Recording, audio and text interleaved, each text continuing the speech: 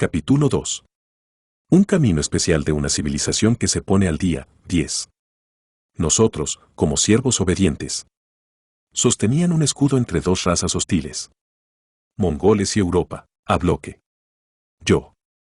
La confrontación entre las sociedades orientales y occidentales corre como un hilo rojo a lo largo de toda la historia del imperio euroasiático más grande del mundo, Rusia. De hecho, Rusia irrumpió en Asia, en Siberia, solo en el siglo XVI.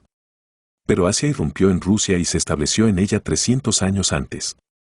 La razón es clara, nuestro país siempre ha ocupado una posición media entre Occidente y Oriente y, lamentablemente, más a menudo en el papel de escudo que de puente. La especialidad de nuestro país, como saben, estuvo determinada por muchos factores: la división de la única iglesia cristiana en occidental, católica, y oriental, ortodoxa, con fuerte influencia bizantina, grandes distancias, baja densidad de población y malas comunicaciones, separación territorial de Europa occidental. El papel principal y determinante, obviamente, lo jugó el barrio de nómadas. Este no es el lugar para discutir la rica historia interna de la estepa. Para el desarrollo socioeconómico de Rusia, solo un lado es fundamentalmente importante: los enfrentamientos regulares entre los nómadas y los imperios agrícolas del este. El nómada es un depredador del mundo medieval y antiguo. Como un lobo polar sobre un ciervo enfermo, se precipita hacia el imperio oriental, debilitado por las luchas internas y las contradicciones, por el proceso de privatización burocrática, a menudo trazando una línea en el ciclo dinástico. Los estados de Asia Occidental, con su comercio desarrollado, la relativa proximidad de las instituciones sociales a las europeas, fueron borrados regularmente de la faz de la tierra por los conquistadores de la estepa. Y después de todo, cada una de esas conquistas no es solo el saqueo de las ciudades y la destrucción de los sistemas de riego, sino también la abolición de las estructuras sociales, las tradiciones de propiedad. Esta es la redistribución de la tierra y la propiedad. La isla europea fue bañada por el Océano Oriental desde 3 lados. La Rus limitaba con la estepa, la Horda, Austria, con el Imperio Otomano, España, con los moros. Y en los 3 estados, el barrio peligroso condujo a resultados similares: el fortalecimiento del Estado escudo, la burocracia y la desaceleración del desarrollo. Pero debido a una situación particularmente extrema, así como a los factores enumerados anteriormente, Rus tuvo que pagar un precio particularmente alto. La enorme masa de la estepa determinó en gran medida la trayectoria de la historia rusa, la estructura social del reino moscovita. La abrumadora mayoría de los pensadores rusos consideró tanto la invasión mongola como el espíritu asiático de la burocracia, la autocracia de Khan, que echó raíces después de ella, la desgracia de Rusia, y ahora, habiendo tragado la región tártara para el contenido de su corazón, lo llamará Rusia, escribió a Tolstói. Pero no importa qué emociones experimentemos, el hecho objetivo es mucho más importante. Donde se encontraron las sociedades oriental y occidental, ambas estructuras sociales estaban fuertemente representadas, pero si prevalecía cultural e ideológicamente la influencia de Occidente, entonces las estructuras económicas y políticas podrían clasificarse en gran medida como sociedades orientales. Además, esta influencia no fue directa, no se trataba de una copia mecánica, digamos, de las instituciones de poder y propiedad tártaro-mongolas. Aquí funcionó una lógica de la historia más compleja, un tanto paradójica. En medio del yugo tártaro-mongol, en los siglos XIII-XIV, Rusia en la esfera más importante, en el campo de las relaciones territoriales, aunque rezagada, repite el camino general del feudalismo europeo. Refiero al lector al brillante trabajos de N. Pavlov-Silvansky sobre este tema. La continuación de esta tradición se puede rastrear en la historia de los principados rusos occidentales de Volinia y Galicia, integrados desde el siglo XIV en el mundo lituano-polaco con su estado débil y la nobleza autocrática. La paradoja de la historia fue que Rusia pagó un alto precio no tanto por el yugo tártaro-mongol, sino por su liquidación. Fueron precisamente los superesfuerzos asociados con la liquidación del yugo los que durante mucho tiempo dirigieron la flecha de la historia rusa hacia el camino del este. Rusia no tuvo un tiempo histórico que permitiera convertir la crisálida de un estado feudal fragmentado en una hermosa mariposa. No fue posible crear un estado basado en la propiedad privada, un sistema de mercados y el poder económico nacido de ellos. La lucha contra la estepa requería la máxima movilización de todas las fuerzas de la sociedad. Bajo Iván III, 11, Vasily III, 12, e Iván IV, 13, y cuando se obtuvieron victorias decisivas sobre la Horda, hubo un fuerte fortalecimiento del Estado moscovita debido a la supresión de ciudades y boyardos. En lugar de la privatización de las haciendas, la consolidación de la propiedad condicional de la tierra. El Estado controla cuidadosamente la redistribución de la tierra. Moscú se ocupó de Novgorod, donde desde la época de Yaroslav el Sabio, 14, los príncipes objetables fueron expulsados por Veche, 15, decisión, donde la Hanseática, 16. El comercio y el espíritu de vida mismo hicieron posible durante la época de la región tártara desarrollarse económicamente y desarrollar una actitud crítica hacia las tradiciones establecidas. Los ciudadanos influyentes fueron expulsados, sus patios fueron entregados a la gente de Moscú. Al mismo tiempo, los campesinos se unieron a la tierra, la abolición del Día de San Jorge, 17, el decreto de Boris Godunov, 18. La iglesia perdió su independencia, se volvió completamente obediente a la maquinaria estatal. No en vano, Stalin admiraba tanto a Iván el Terrible, se sintió atraído no solo por la crueldad sádica del Nerón ruso, 19, sino también por su programa estatal. Su genealogía estatal, Saakashvili, podría derivar justificadamente de este Rurikovich, quien creó a su manera en los huesos de Rusia el prototipo de un estado totalitario. En el reino de Moscú de la época de Iván IV, se trazan claramente las características del despotismo oriental clásico. No se trata de la ferocidad personal de Grozny, su contemporáneo Cesare Borgia, 20, o un poco antes Ricardo III, 21, no eran inferiores a él en términos de cantidad de crímenes, pero sus estados no parecían despotismos orientales, y el reino de Moscú se parecía cada vez más al Imperio Otomano de Solimán el Magnífico, 22, o Irán Abbasí, 23. El mismo dominio del sistema local, el mismo control estatal sobre la redistribución de la tierra, el comercio, las ciudades, la misma falta total de derechos para los súbditos, incluidos los cercanos a ellos. Y lo más importante, no existe una propiedad privada de la tierra en toda regla. Al mismo tiempo, comenzó la rápida expansión del Estado, Siberia, los Urales, etc. Pero esta expansión territorial, los últimos incrementos se realizaron ya en 1945, solo llevó a Rusia a una trampa imperial. Con cada nueva expansión del territorio, aumentaba lo que necesitaba ser protegido, retenido y desarrollado. Chupó todos los jugos de la metrópolis no Chernozem. Rusia fue capturada en una colonia, rehén del sistema militar imperial, que actuaba ante el arrodillado país como su eterno benefactor y salvador de una amenaza externa, como garante de la existencia de la nación. El yugo mongol fue reemplazado por un yugo burocrático. Y para que la protesta de la población, que siempre rinde un tributo insoportable al Estado, no tome formas demasiado agudas, se cultivó constantemente la conciencia de defensa, la xenofobia, el complejo de gran poder. Todos. El Estado mismo actuó como una categoría espiritual, objeto de un culto cuidadosamente mantenido, el estatismo. En esencia, el Estado ruso siempre ha plantado una sola religión, el culto narcisista de sí mismo, el culto del Estado Santo. Así fue en la era de la ortodoxia oficial y en la era del ateísmo estatal. La quinta esencia de este culto pagano al poder fue expresada con precisión por ahí. Por supuesto, uno no puede ir al extremo opuesto, a veces la amenaza a la existencia misma del país fue realmente mortal, tiempo de problemas. 24. Pero también es cierto que no solo y no tanto para repeler esta amenaza, el Estado superpoderoso aumentaba constantemente sus fuerzas, exprimía y reprimía constantemente a la sociedad. Ha vivido durante mucho tiempo por sus propios intereses. El autodesarrollo del Estado suprimió el autodesarrollo del país, desfiguró las relaciones de propiedad. Como escribió correctamente N. Aberyayev, los intereses de crear, mantener y proteger un gran Estado ocupan un lugar completamente exclusivo y abrumador en la historia rusa. Al pueblo ruso casi no le quedaban fuerzas para una vida creativa libre. Las clases y las propiedades estaban mal desarrollado y no desempeñó el mismo papel que jugó en la historia de los países occidentales. El individuo fue aplastado por el enorme tamaño del Estado, que hizo exigencias insoportables. La burocracia se desarrolló en proporciones monstruosas. El Estado ruso se forjó en la lucha contra los tártaros, en una época convulsa, en las invasiones extranjeras, y se convirtió en un comienzo autosuficiente, abstracto. Ella vive su propia vida, según su propia ley, no quiere ser una función subordinada de la vida de la gente. Un Estado poderoso, que lleva a cabo una expansión territorial, social y psicológica, atravesó las estructuras de la sociedad con un carro muy cargado, detuvo su desarrollo y, a menudo, simplemente las destruyó. En consecuencia, no se ha formado el terreno fértil de una sociedad complejamente estructurada con propiedad privada, con garantía contra la arbitrariedad. El culto al Estado ha desfigurado la conciencia de la sociedad, ha dado lugar a una serie de complejos pesados en ella que nos impiden vernos a nosotros mismos y al mundo racionalmente, con los ojos abiertos, incluso hoy. 2. Rápidamente quedó claro que, después de haber reprimido a los oponentes en el este, Rusia se quedó catastróficamente a la zaga de Occidente. El retraso se marcó amenazadoramente en el área más dolorosa, el ejército.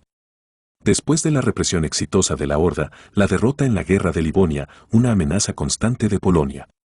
Así, a partir del siglo XVI, se manifestó la circunstancia principal que formó la base de todos los conflictos posteriores. Rusia se encontró en la posición de una civilización que se acercaba permanentemente a Occidente. Hay dos posibles respuestas al desafío europeo. Primero, tratar de adoptar no las estructuras que reproducen el crecimiento económico, sino solo sus resultados, mientras seguimos nuestro propio camino, confiar en la fuerza del Estado moscovita, estimular bien a una sociedad sumisa, exprimir tantos recursos como sea posible, utilizando las estructuras estatales para un salto económico, para superar el retraso. Sí, Rusia es un país verdaderamente único. Fue el primero de los países orientales en entrar en contacto con Occidente. El único en el mundo, sin tomar el camino occidental, fue capaz de casi alcanzar a Occidente durante siglos. Esto se logró, por supuesto, a un precio exorbitante, agotando todas las fuerzas, y se logró solo temporalmente y solo en una estrecha gama de áreas seleccionadas donde se concentraron todos los recursos del país. Pero incluso esto fue un milagro, como si los transportadores de barcazas pudieran, incluso en un tramo corto del camino, ulular y correr para arrastrar la barcaza casi a la altura del vapor. Verdaderamente, solo el país más rico puede hacer esto. Pero creo que en el siglo XXI ese milagro ya no será posible. Si la verdadera reforma interna del país no se lleva a cabo y no se completa con éxito, si no elegimos una estrategia diferente, esta vez nos quedaremos atrás de manera irreversible. Otra estrategia, cambiar la estructura misma del sistema socioeconómico, tratar de eliminar estratificaciones seculares, restaurar la unidad social y cultural interrumpida con Europa, pasar del camino oriental al occidental, si no inmediatamente, gradualmente, sino para nutrir instituciones europeas similares en suelo ruso y, apoyándose en ellas, crear poderosos incentivos para el autodesarrollo, la innovación, el espíritu empresarial y el crecimiento económico intensivo. Pero esto inevitablemente significa acortar el Estado. La lucha en torno a esta alternativa ha estado en el centro de la historia rusa desde el siglo XVII. En la política petrina, ambas líneas alternativas están extrañamente entrelazadas y, sin embargo, claramente prevalece la confianza en el poder estatal, la máquina de coerción. Por supuesto, a Peter nunca se le ocurrió debilitar el Estado de ninguna manera, sino que, por el contrario, buscó fortalecerlo fuertemente como la herramienta principal para resolver los problemas nacionales. En Europa, durante mucho tiempo ha habido fábricas, necesitamos las mismas. Sin embargo, allí crecieron sobre la base de la pequeña industria y artesanía doméstica, la acumulación de riqueza, la iniciativa empresarial, el trabajo libre. Todo esto no está en Rusia, y en unos años no podrás crearlo. Pero puede intentar en su lugar utilizar la coerción estatal. A los dueños de las fábricas elegidos por el Estado se les da fuerza de trabajo gratuita, a los campesinos se les asigna la fábrica, tantas varas de campesinos mineros para el horno, tantas para el alto horno. Rápidamente, los aspectos negativos de este método de industrialización se revelan, llevándolo a un callejón sin salida. Los comerciantes de Moscú se quejan de la baja calidad de los bienes producidos en las fábricas de ciervos, los precios prohibitivamente altos y ruegan por el libre comercio de bienes extranjeros. La inspección gubernamental de las fábricas en los años 30 del siglo XVIII muestra que muchas fábricas son falsas, existen solo en papel, los propietarios usan los beneficios y privilegios proporcionados solo en su propio bolsillo. La reacción fue del estilo del estatismo consecuente. El decreto de 1744 ordenó por la baja calidad de los productos y la falta de diligencia en el desarrollo de la producción, muchos dueños de fábricas deberían alejarse de los dueños de fábricas. La evidencia visual más llamativa de la naturaleza de los esfuerzos de modernización de Peter es el aumento de la opresión financiera estatal. El costo de mantenimiento del ejército y la marina, que en 1680 era muy oneroso para un país subdesarrollado, aumentó 4 veces al final de su reinado, su participación en el presupuesto aumentó del 50 al 65%. Paralelamente, como reflejo del activismo estatal, el gasto en la economía estatal está comenzando a aumentar rápidamente. En 1680 representaban solo el 4,5% del presupuesto, en 1725 ya el 10%. De ahí las reformas fiscales. Se introduce el impuesto de capitación, Su volumen en 1724 es casi 5 veces superior a los ingresos de la tributación que existía antes. El volumen de los impuestos indirectos se ha incrementado considerablemente. Desde la época de la conquista de los mongoles, la principal herramienta para movilizar recursos por parte del Estado ha sido la comunidad imponible y el principio de responsabilidad mutua, un fuerte freno para el desarrollo económico del campo ruso. Con una carga impositiva poderosa con constante traslado a los miembros de la comunidad más trabajadores y ricos, no tiene sentido tratar de salir de la rutina, no hay incentivos e iniciativas. La comunidad imponible conserva el atraso agrario y al fin y al cabo, la agricultura es el fundamento, el cimiento de la economía nacional. Con toda la brillantez de los éxitos militares y las mejoras técnicas, las reformas de Peter exponen claramente la naturaleza samoyeda de la respuesta del Estado al desafío europeo, un Estado poderoso, impuestos altos, la reimposición de impuestos al campesinado, responsabilidad mutua, el resultado es un lento desarrollo económico. Una consecuencia natural del avance, pagado a un precio enorme, en el que el país perdió hasta el 20% de la población, fue nuevamente un retraso cada vez mayor con respecto a Europa, que estaba avanzando. Pero otro aspecto aún atractivo de la reforma de Peter es el énfasis en la similitud cultural con Europa, un fuerte aumento en la influencia de las normas y tradiciones sociales europeas. Todo esto también se hizo mediante métodos de coerción estatal brutal. Pero los resultados resultaron ser paradójicos, el Estado formó por la fuerza grupos sociales independientes del Estado. Esto sucedió, por supuesto, no de inmediato, sino más bien rápidamente, dentro de 1 o 2 generaciones. Bajo la influencia europea, la nobleza comenzó a luchar por la independencia, eliminando nuevos derechos y libertades del Estado. Gradualmente se están formando células de la sociedad civil, al menos mínimamente independientes del funcionario. Un aristócrata ruso de mediados del siglo XVIII se siente mucho más natural en la corte francesa que en la otomana. El desarrollo de la Rusia euroasiática pospetrina se basó en una contradicción global que ha atravesado toda la historia rusa de los siglos XVIII-XX y con cuyo lastre estamos entrando en el siglo XXI. Pasando por alto la necesidad de la virtud, esta contradicción fue orgullosamente llamada el camino especial, mesiánico, cuando en realidad había, y sigue siendo, una lucha obvia u oculta entre los dos caminos, con la imposibilidad de elegir uno de ellos. El imperio zarista y luego el comunista cayeron en la grieta de esta contradicción. Por encima de esta grieta, todavía estamos construyendo la construcción de una nueva Rusia. Al copiar el camino europeo en muchas formas culturales, especialmente externas, no teníamos lo principal, un mercado desarrollado, libre de dictados burocráticos estatales, relaciones de propiedad privada libres. Pero no fue posible preservar el modo de producción asiático en su totalidad. Era una especie de crisis permanente de la estructura occidental-oriental de la sociedad. Aparecía en todo. Después de Peter, se desarrolló una burocracia especial en Rusia. Combinaba todo lo peor de la burocracia occidental, alemana, prusiana, a la que copiaba exteriormente, y de la burocracia de los despotismos orientales, los asiáticos, cuyo espíritu estaba profundamente imbuido. De la burocracia prusiana, tomó un carácter formal, mecánico, una profunda alienación de una persona de las instituciones burocráticas, pero sin la tradicional precisión alemana, la pedantería, de la burocracia tradicional, oriental, espíritu tirano, pereza, laxitud y, por supuesto, el principal flagelo eterno de la burocracia rusa, la corrupción más profunda. La estructura social de la sociedad rusa era patológica. Su modelo puede considerarse la plaza del Palacio en San Petersburgo, un espacio plano en medio del cual una columna se eleva verticalmente hacia arriba. No hubo transiciones suaves y normales de las clases bajas a las altas que le dieran estabilidad a la sociedad. La nobleza y el campesinado vivían, por así decirlo, en 2 países diferentes, hablaban y pensaban literalmente en diferentes idiomas, nobles, en francés. Tal estructura social hoy es típica solo para algunos países del tercer mundo. Pero la propia nobleza no podía considerarse una clase de sociedad civil independiente del Estado. Durante los siglos XVIII y XIX, la estructura social cambió muy lentamente, logrando con dificultad una independencia real del control burocrático. Este proceso nunca terminó en 1917, aunque, por supuesto, se lograron tremendos progresos.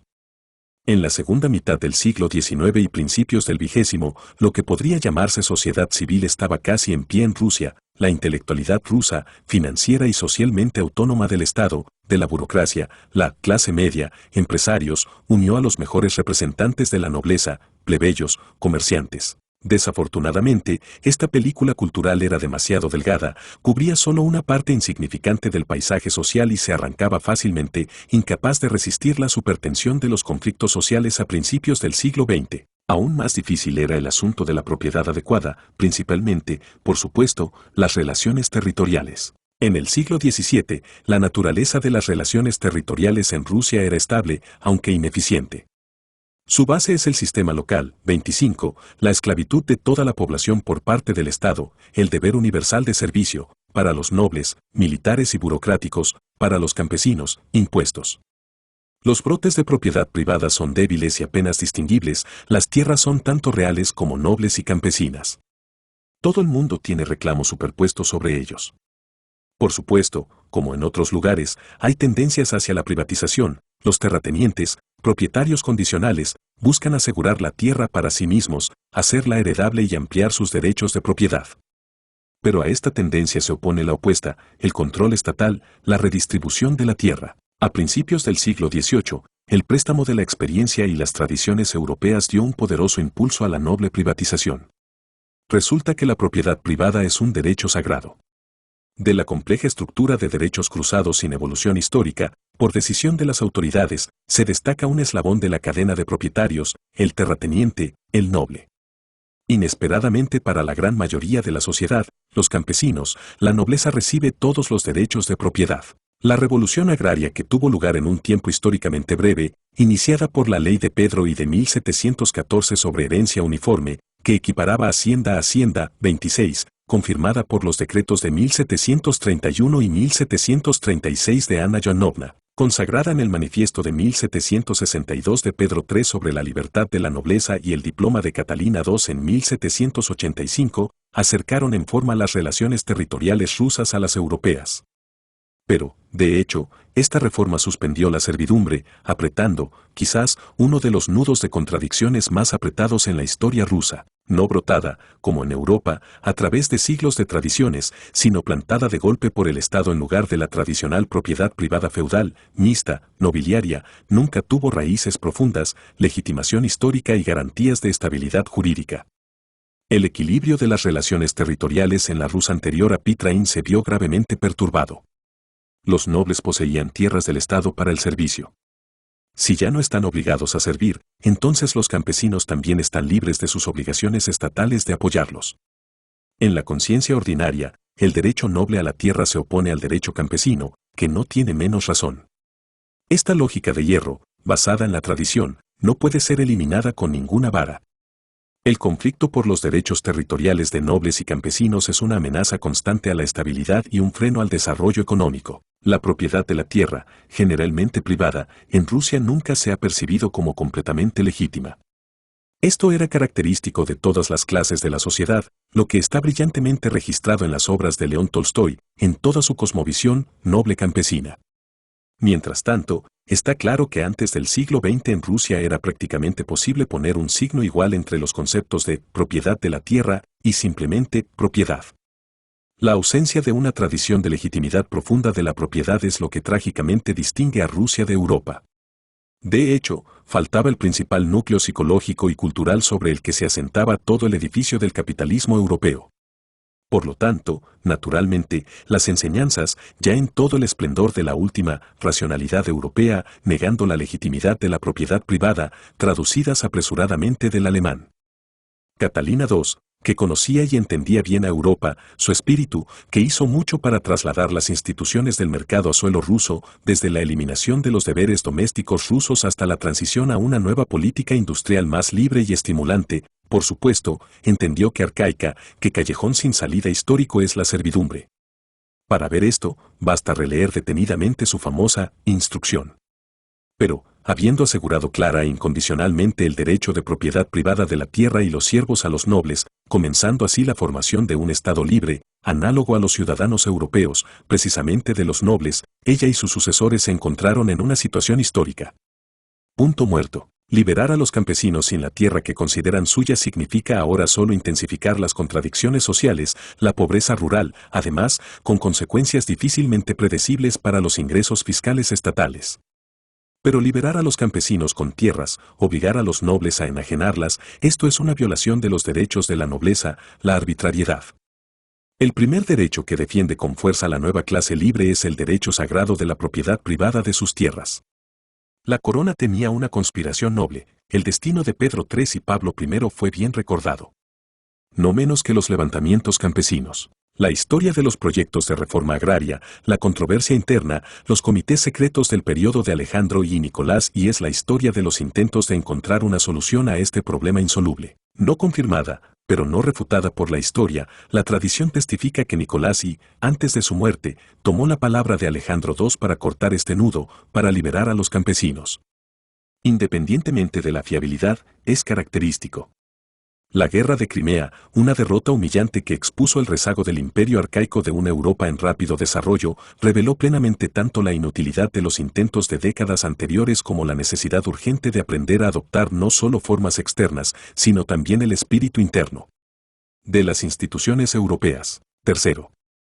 Después de la Guerra de Crimea, quedó claro para la mayoría de la élite política rusa que había llegado el momento de nuevos intereses, nuevos planes, que un ciclo de reformas era vital para que Rusia proporcionara los requisitos previos para el desarrollo capitalista.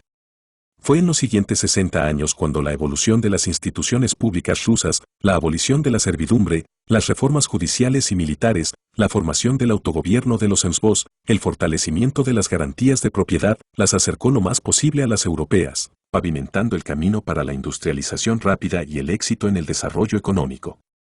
Durante este periodo, surge una pregunta clave en la formación de una estrategia socioeconómica: ¿en qué medida el capitalismo ruso, el mercado ruso debe estar libre de la tutela estatal y, en primer lugar, en la esfera clave para la economía? En agricultura. El legado de la servidumbre es un trasfondo social extendido a largo plazo. Décadas después de la liberación de los campesinos, sus huellas son evidentes en la vida económica, cotidiana y política. Y hoy, comparando el mapa de los resultados de las elecciones de 1993, destacando las regiones de apoyo a las reformas de mercado, se sorprenden al encontrar conspicuas coincidencias con el mapa del asentamiento del campesinado sembrado en negro, que no conoció la servidumbre. 27. La propia emancipación de los campesinos condujo a una solución de compromiso forzado que no convenía a ninguna de las partes en la secular disputa por la tierra. Como suele suceder, siempre se asocian esperanzas a tal reforma, que objetivamente no pueden ser satisfechas. Como resultado, tanto los campesinos como los terratenientes están descontentos con la reforma. Según el primero, se les dio muy poco, y según el segundo, se les quitó demasiado. Parte de la tierra fue enajenada por la fuerza de los terratenientes y transferida a los campesinos, quienes están obligados por los pagos de redención y se vuelven completamente libres solo después de que se les haya pagado. La comunidad con su corresponsabilidad se ha conservado como mecanismo de regulación de las obligaciones tributarias y redentoras de los campesinos. Además, estaba a su disposición que las tierras fueran transferidas. Los campesinos se ven truncados en sus derechos, sin el permiso de la comunidad no pueden sacar pasaportes, ir a trabajar a la ciudad, siempre se les puede llamar al patio con la policía. La circulación privada de la tierra, la salida de la comunidad están severamente limitadas. Los documentos que certifican los derechos de propiedad de los campesinos no definen ni la ubicación ni los límites claros.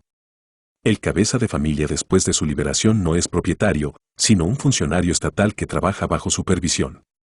Poderoso igualitario. 28. Las regulaciones antiprivadas se aplican a la mayor parte de la población, continúan operando. No es de extrañar que, a diferencia de la industria urbana, que finalmente ha ganado libertad y un incentivo para el desarrollo de la industria urbana, en la agricultura se observe una crisis y estancamiento que se ha prolongado durante décadas.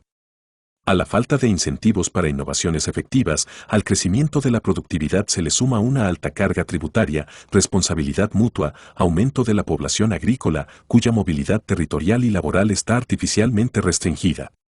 En consecuencia, con el aumento de la escasez de tierras, las demandas de una nueva redistribución de la tierra se vuelven cada vez más insistentes. Los campesinos, que nunca aceptaron en su masa la revolución agraria de Pedro y Catalina II, están convencidos de que la tierra pertenece al soberano, él puede y debe redistribuirla para que todos tengan lo suficiente. Las referencias a la propiedad privada, como ya se mencionó, convencen a pocas personas.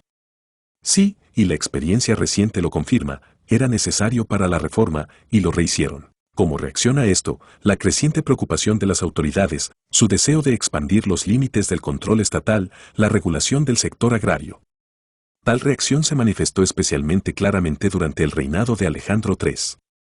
La restricción de los derechos de los campesinos como futuros propietarios privados de pleno derecho, que parecía temporal a los autores liberales del Manifiesto de Liberación, se está consolidando y preservando durante décadas. La ley de 1886 complicó la división de la propiedad entre los miembros de la familia campesina.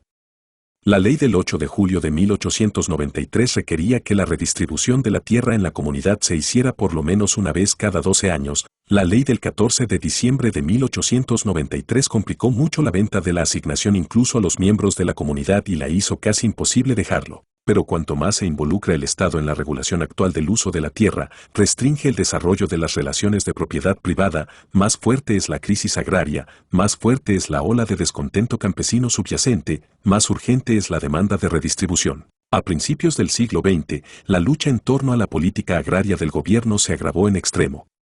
Consigue una clara materialización de dos líneas, Plebe, 29, y Huite, 30, Stolypin, 31. El credo de Ubeca es extremadamente simple.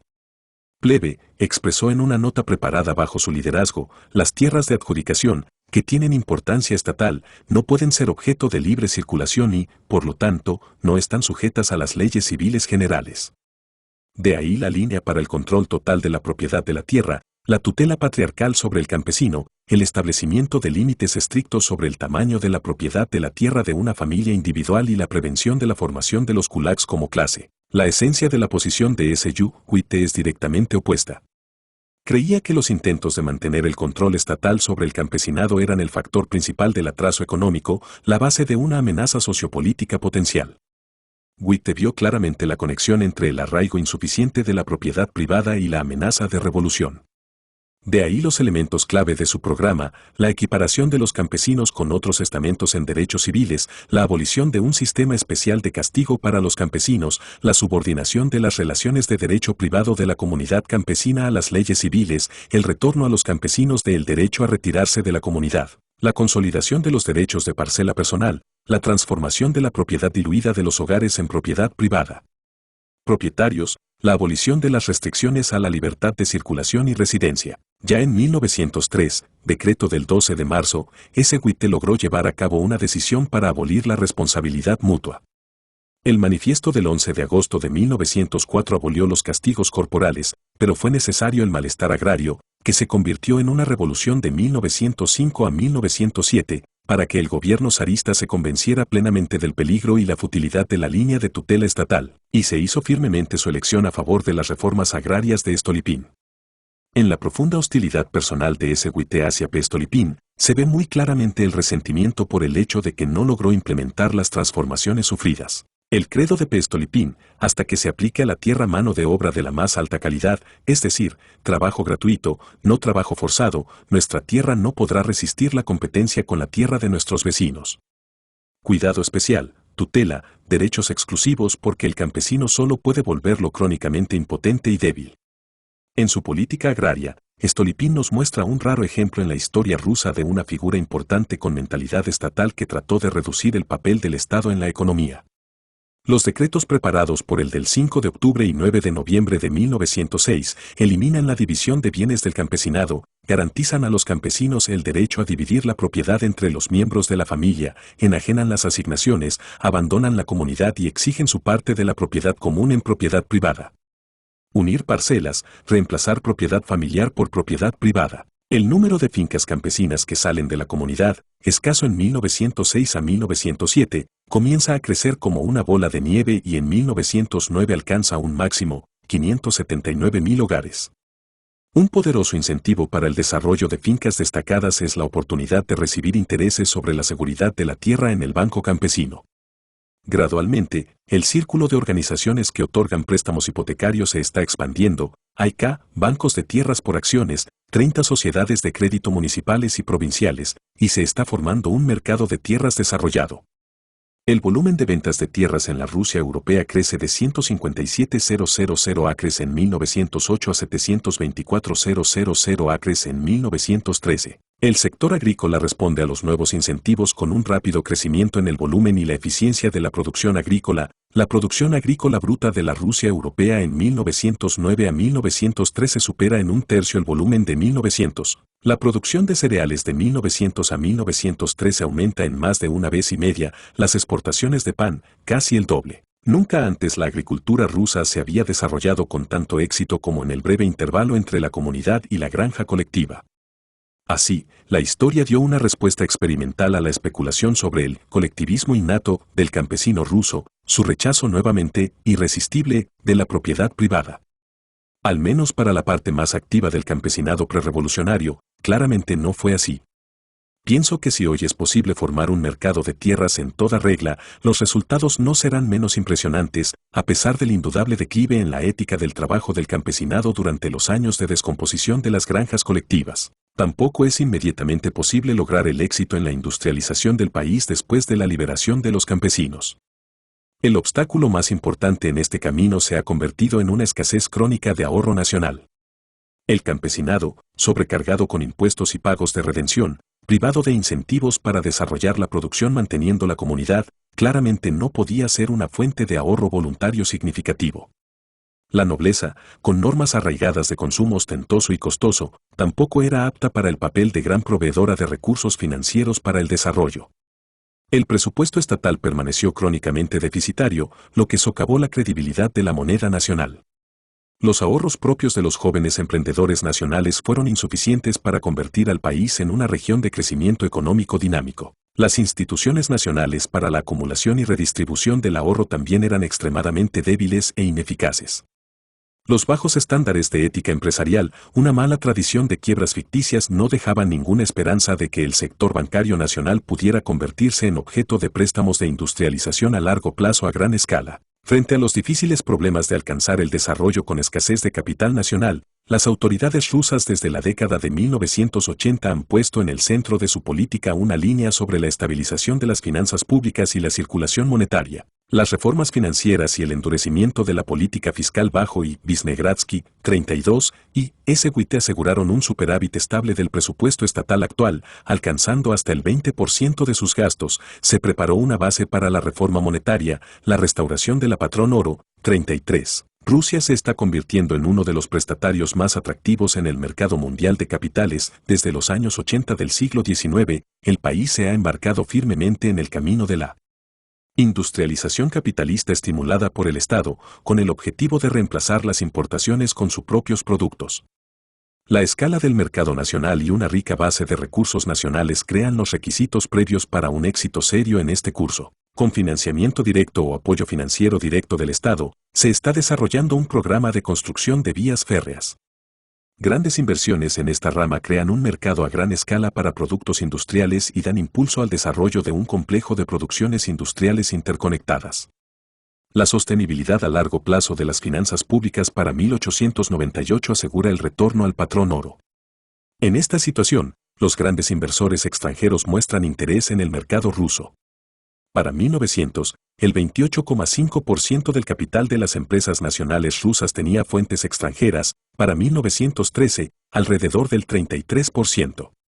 La tarifa proteccionista de 1891 y los incentivos directos a los proveedores nacionales permiten utilizar los recursos destinados a la construcción de ferrocarriles para estimular el rápido crecimiento de la producción industrial nacional. Durante los años 90 del siglo XIX, la longitud de las vías del tren aumentó unas 5 veces, la producción industrial se duplicó con creces. Entonces, el Estado desempeñó un papel importante en el desarrollo de la producción, esa era la estructura real de la economía. Pero la dirección es importante.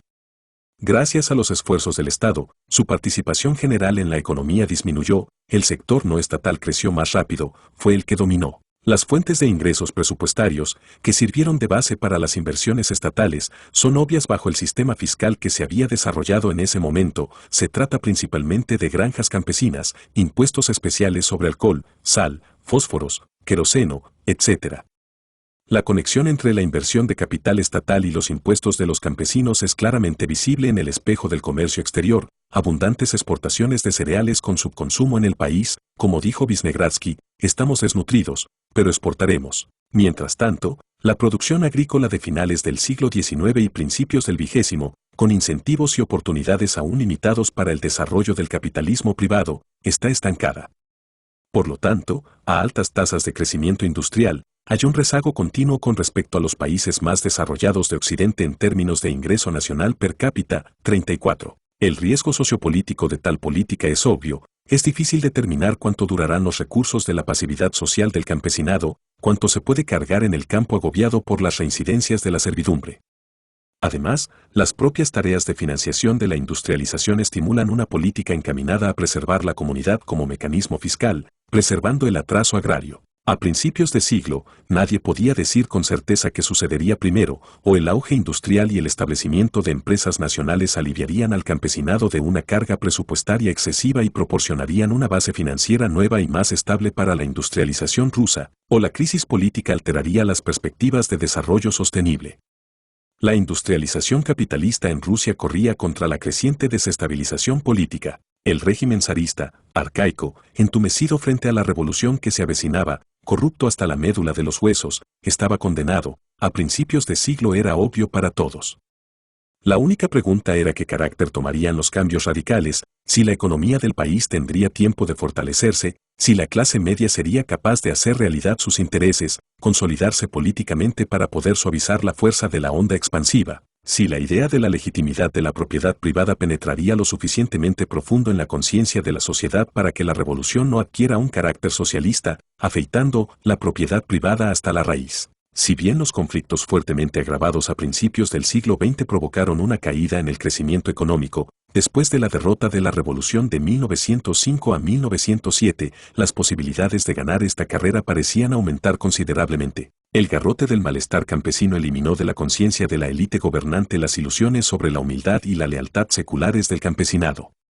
Finalmente, se ha iniciado una reforma agraria, destinada a eliminar el principal freno al desarrollo del campo, las instituciones comunales, la ausencia de propiedad privada de la tierra, el margen de seguridad del sistema financiero, establecido a fines de la década de 1990, permitió pasar el periodo de la guerra ruso-japonesa y la revolución de 1905 a 1907 sin un desorden financiero grave, y luego restaurar pronto la reputación de Rusia como prestatario de primera clase. En el auge de 1909 a 1913, ya son claramente visibles características fundamentalmente diferentes.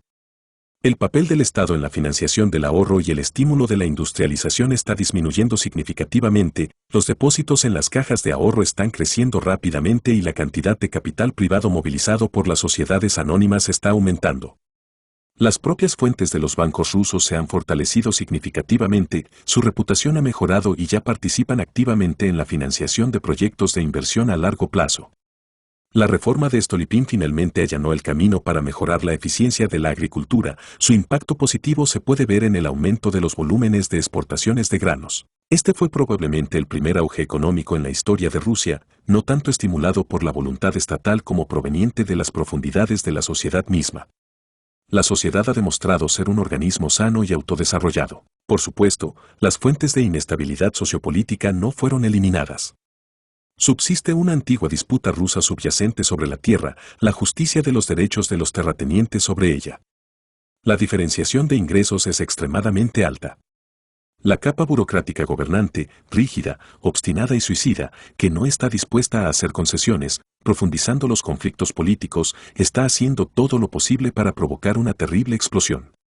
El joven proletariado urbano que emerge rápidamente, que ya ha perdido la lealtad a las instituciones campesinas tradicionales y aún no se ha integrado a una forma de vida urbana fundamentalmente nueva, está atravesando un doloroso proceso de adaptación, un objeto excelente para la agitación socialista.